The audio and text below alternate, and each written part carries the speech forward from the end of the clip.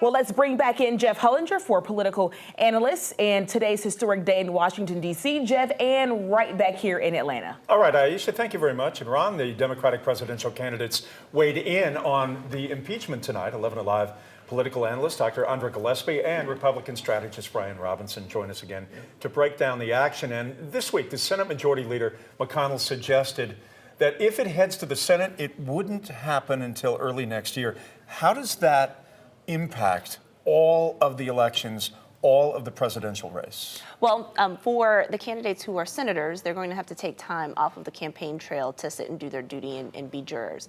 And so for the front-runner candidates, people like Elizabeth Warren and Bernie Sanders, it may not actually stop their momentum. But for those who are trying to build momentum like an Amy Klobuchar or a Cory Booker, that could actually be somewhat devastating for them because they want to be out there pressing the flesh. But the important thing to keep in mind is that campaigns can still go on even when the principals aren't necessarily the ones that are campaigning. So if these candidates have really strong infrastructures and if they have strong volunteers and staffers who are actually willing to go talk to people and make the phone calls, their campaigns can still run. A wild card with President Trump, how this impacts him as well in terms of not the Republican nomination, obviously, but for the general campaign as well.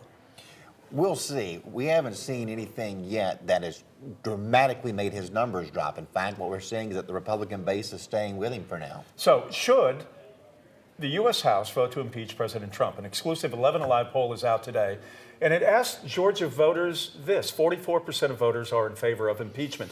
42% of Georgia voters say the House should not vote to impeach. The poll was conducted before this week's round of impeachment hearings, but here we go again.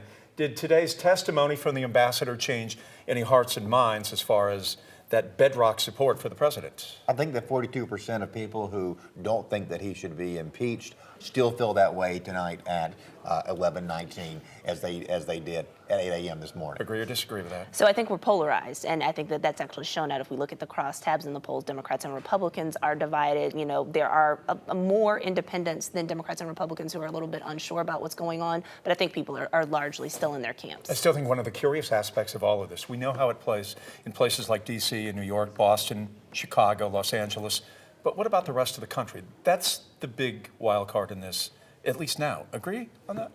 Yeah, that's what makes Georgia so very interesting, Jeff, is because it is basically 50-50 here. Yeah. You know, whether it's 42-44, that's pretty much a dead tie.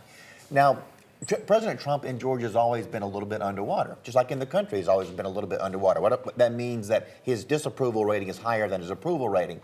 But he won while he was underwater in 2016.